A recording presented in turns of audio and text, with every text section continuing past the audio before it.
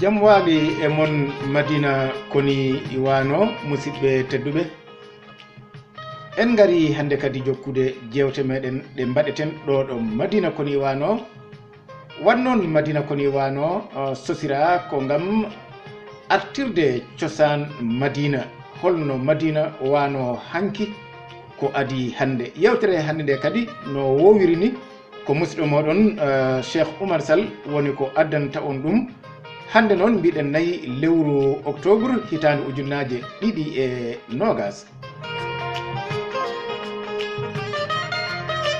ko adi foof ko ñagade yaafuye pamon tan enen ko woni fandare men ko jaam arta e nder Madina jaam arta e Madina nde wonno Madina tawete ɗon tan ko perɗo e ɓi perɗo ɗum woni ko perɗo e ɓiɗɗo perɗo ko ɗum tan tawete e nder Madina perɗo e ɓiɗɗo perɗo ko ɓen goni lasli ko sinci Madina ɓen noon nde cincata ɗum ñaagui ko jaam nde tawno ɓe gari koɓe leñol gotol ƴiƴam gotam hayso waɗi kimɗe certuɗe kimɗe noon eɗen gandi ko leyɗele koɗaɗe ɗe gaddata ɗum hakkude leñol bawgol wonde foof koɓe leñol gotol mbiɗen nden firti ko ƴiƴam gotam diine gotol l'islam o hayni hayto laabito ko laawol gotol tijaniya o to laabito foof ko e diine he jeeya kono koto laabito mbiyeten ɗum noon so tawi woni seyɗani naati hen ha luural ari hakkude jiiduɓe fitina yanti jibinama e nder luural ngal ko gonga ummi koto Allah luural kala hunde koye jarabuyeji aduna kono noon hunde fof kadi na foti jogade fodde jogoɗo haaɗi e nder l'islam o eɗen gandi eɗen kaala wonde tikkere julɗo ko balɗe tati tikkere ma an julɗo hakkude ma e musidɗo ma julɗo ko balɗe tati musidɓe tedduɓe en jangi en kalnama ɓe jangani ɓe kadi kalnama enen fof en paami kam wonde so yimɓe tikkodiri ɓe maayi ɓe jaafodirani eɗen gandi eɗen mooli Allah to wiya to ɓe jahata to so yi musidɗo ma a tikkanimo on kaldani on jaafodirani ha goto moɗon adima mayde goɗɗo o ɗum ko musiba mawɗo mi suusa haalde to wiya to kono diine on haal ɗum te an mo kaldanmi o aɗa andi ɗum luural noon mbiya ngal balɗe tati so ngal luural noon yeehi ha woni duuɓi 4 timmuɗe hellifaɓe julɓe halfuɓe halfaɓe fof hay goto e mabɓe daraki ittude ngal ɗon luural musidɓe tedduɓe yonti enen ɓiɓɓe ɓe kadi jibinaɓe e nder hakkude ferɓe e ɓiɓɓe ferɓe yonti enen kadi garen mbaɗen hen fodde meɗen saabu en jii ɓe heddi adiɓe ɓe ɓen gondaka joni goto maɓɓe fof wonda ko gurdam muɗum wan noon joni oɗo fitina ɓe mbaɗi ɗum pittol woni kuri ndi goto fof na ƴewana wurde e hoore muɗum wondaka ko Allah wi wondaka ko nelaɗo wi saabu Allah ko wi ko en nani ɗum tikkere hakkude julɗe julɗe ko balɗe tati kadi to Qur'ana to en nani ɗum ko fati enɗam en nani to Qur'ana nulaɗo men laɓɓinani en ɗum laɓɓitani en ɗum kadi ha pamɗen wonde kala mo jokki en ɗam Allah jokkat ɗum kala mo taƴi en ɗam Allah jokkat ɗum ɗam ɗo en ɗam noon taƴa ɗam fodde duuɓi 4 hande ala ko yimɓe cohliri sona otoji karuji mobelaji état suji hay goto ruttaki e deftere Allah hay goto daraki no ittiri oɗo musiba jahoɗo e nder Madina hakkude leñol gotol he musidɓe tedduɓe ko ɗum addi en ɗo hande en mbaɗi yimre meɗen min ɓinguel moɗon Cheikh Oumar Sall ala ko jaranimi hen sowona artirde en ɗam ɗum noon so hawrananima an musidɗo paama ko hawrananima an tan wasata taw an a yelaki en ɗam jelimi ɗam arta wasata taw ko musatami ko musatama an o saabu kala mo ganduɗa wonani hakkude ferɓe ɓiɓɓe ferɓe na wawi wona foof mbimi kono wasata taw wonmo ɗum musani kono minen ɓe ganduɗa komin ɓiɓɓe hakkude ferɓe e ferdaɓe musidɓe tedduɓe minen mbiɗen gandi komin jilluɓe e nder ɗen ɗon kinɗe hakkude hinde mbimi e hakkude hinde mbimami ko ɗo min jalti so musani on na muusi men ñittiɗo fof ko e amen ɓatata nden noon hetto yimram nde paama ɗum musidɗo an musidɗo tedduɗo ɗum noon ko an Madina kaldanmi nde wonno fof ko e ma woni. Eɗen puɗɗo yimre nde.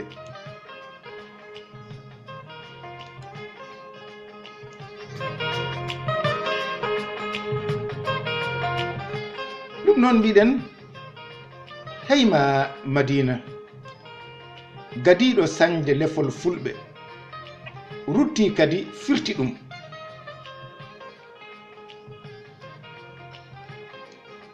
duuɓi 40 aɗa e luure adaranaki riwde ɗum. sincinoma ko dogde aada e bidaji mum. jarabuuji en calaki koto Allah kono ƴewto hoore ma. so tikkere juulɗo ko balɗe 3 jangtade so wonti duuɓi hol wiide ma e mum. mbela nden tikkere wontani tekkere rondorde kaake nguure ma. kadi enɗam cifaɗam to diine mbela ena jokka ɗo ma. mo haali wiye ko lundiɗo ma gaño goto e ardiɓe to ma. Medina garten e maango men hanki senigo. jiiɓirago loopal enɗam dari hono ferlo ñiɓingo. siforigo hono sakket ma karta sañorigo. hinde gaaɓu e hinde fuutanke to ƴiiƴam resodiriɓe ferduɓe ngam Allah diine e enɗam tamodirɓe. he mi suusa mi wawa kono woppan mi haala. min ɓinguel wimi mbimi e mbimami hettomi Layla. andi fof haali fof jam ñallata saka waala. kono mo huli gite huttata hoore hay so muurima kaala.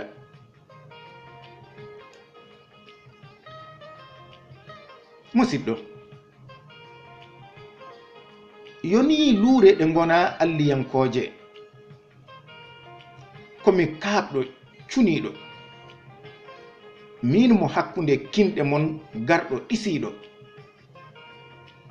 jibinaɗo hakkunde mbimi e mbimi gaskiniɗo. heyma yoni luure entereji hakkunde jiiduɓe luure baroje. so bajjo hulaka jom mangu tagɗo tagoje kono jurmoɗe ɓiɓɓe hakkunde kinɗe mon arduɓe ngam podoje. mbaɗɗon men tan ko tande mbayla tafirka kaɓorɗe mon baroje bomoje. to bange baaba hakkunde amen e ɓiɓɓe heddiɓe ko men ɓurdinaɓe. kala ɗo men peeñi e rendo mon komen hutaɓe. ƴew jonde disnodiral e pehe mon komen suuɗaɓe. min gonti tan ko liɗɗi ɗo min cuppitori fof komin moɗaɓe. nden noon yontinde min daroto min tafa fedde min ɗaɓɓa fodde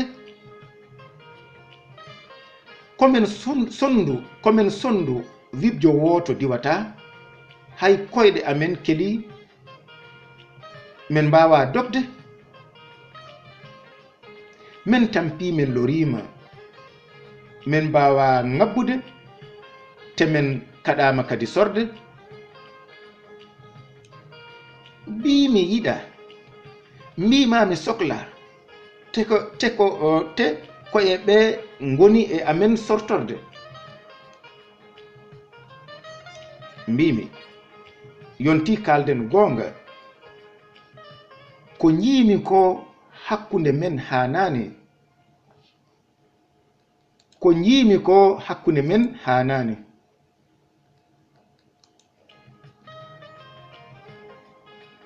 So ɗum dartaki murtere amen e mon jombani.